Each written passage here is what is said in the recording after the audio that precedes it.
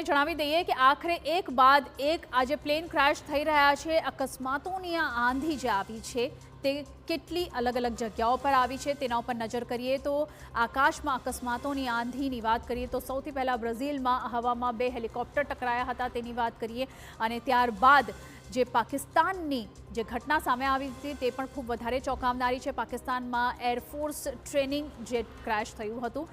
ત્યારબાદ અમેરિકાની ઘટના સામે આવી છે જેમાં સ્કાય ડાઇવિંગની જે પૂરી એક્ટિવિટી થઈ રહી હતી તેમાં પ્લેન તૂટી પડ્યું હતું અને આમાં પાયલટ સહિત કુલ 12 લોકો સવાર હતા। તમામના મૃત્યુ થયા છે। આસામમાં જે હેલિકોપ્ટર ક્રેશ થયું છે તે AN-32 લેન્ડિંગ દરમિયાન જ દુર્ઘટનાગ્રસ્ત થયું હતું અને આ તમામ અલગ અલગ ઘટનાઓ સામે આવી રહી છે। હવે આખરે જાણવાનો પ્રયત્ન કરીએ કે દુર્ઘટનાઓનો ડેન્જર ઝોન શું છે અને બ્રાઝિલની ઘટનાની વાત કરીએ તો બ્રાઝિલની ઘટનામાં પ્લેન ક્રેશમાં 6 લોકોના મોત થયા છે જ્યારે કે પાકિસ્તાનની ઘટનામાં 2 પાયલટના મોત નિપજ્યા છે અને આ સાથે જ અમેરિકાની ઘટનાની જો વાત કરીએ તો અમેરિકાની ઘટનામાં 12 લોકોના મોત થયા છે। સ્કાય ડાઇવિંગનું આ પૂરું એક્ટિવિટી જેમાં થઈ રહી હતી। ભારતમાં જે પ્લેન ક્રેશ થયું છે એમાં 5 જવાનો શહીદ થયા છે એટલે કે આ તમામ અલગ અલગ દુર્ઘટનાઓમાં કુલ જાનહાનિ 25થી પણ વધુ લોકોની થઈ છે અને આ તમામના જે દ્રશ્યો છે તે ખૂબ જ ચોંકાવનારા છે।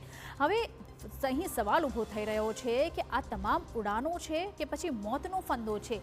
શા માટે વારંવાર આવી દુર્ઘટનાઓ સર્જાઈ રહી છે? છેલ્લા કેટલાક દિવસોમાં અનેક હવાઈ દુર્ઘટનાઓ થઈ છે જેમાં સૈન્ય વિમાનોથી લઈને ખાનગી ઉડાનો સુધી અકસ્માત થયા છે। તમામ અલગ અલગ હેલિકોપ્ટર્સની વાત કરીએ કે પ્લેન ક્રેશની વાત કરીએ, ટેકનિકલ ખામી છે કે પછી માનવીય ભૂલ, એ સવાલ અહીં ચોક્કસપણે ઊભો થઈ રહ્યો છે।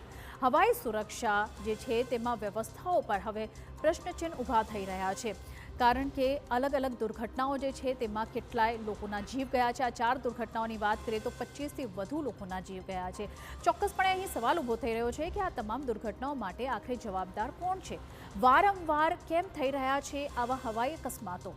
વિમાન કે હેલિકોપ્ટરનું યોગ્ય મેન્ટેનન્સ થાય છે કે કેમ, એ સવાલ અહીં ચોક્કસ ઊભો થઈ રહ્યો છે કારણ કે ટેકનિકલ ખામી જો હોય તો સમયસર કેમ નથી પકડાતી એ પણ અહીં ખૂબ વધારે એક ગંભીર સવાલ છે।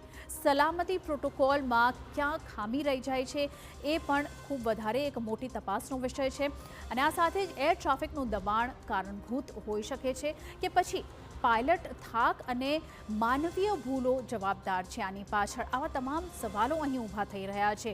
જૂના વિમાનો હજુ પણ જોખમ બની રહ્યા છે કે શું, એ પણ એક મોટો તપાસનો વિષય છે। સુરક્ષા તપાસમાં બેદરકારી તો નથી થઈ રહી ને? કારણ કે વારંવાર આવા ટેકનિકલ ખામીના લઈને કે હ્યુમન એરર છે એને લઈને પણ સવાલો ઊભા થઈ રહ્યા છે। આ સાથે જ આગળ વાત કરીએ તો ટેકનોલોજી હોવા છતાં અકસ્માત કેમ સર્જાઈ રહ્યા છે? તાલીમ દરમિયાન સુરક્ષા પૂરતી હોય છે કે નહીં, કે તાલીમમાં કોઈ ખામી રહી જાય છે? આ પણ અહીં સવાલ ચોક્કસ ઉઠી રહ્યો છે અને ભવિષ્યમાં આવી દુર્ઘટનાઓ કેવી રીતે અટકશે તે એક સૌથી મોટો સવાલ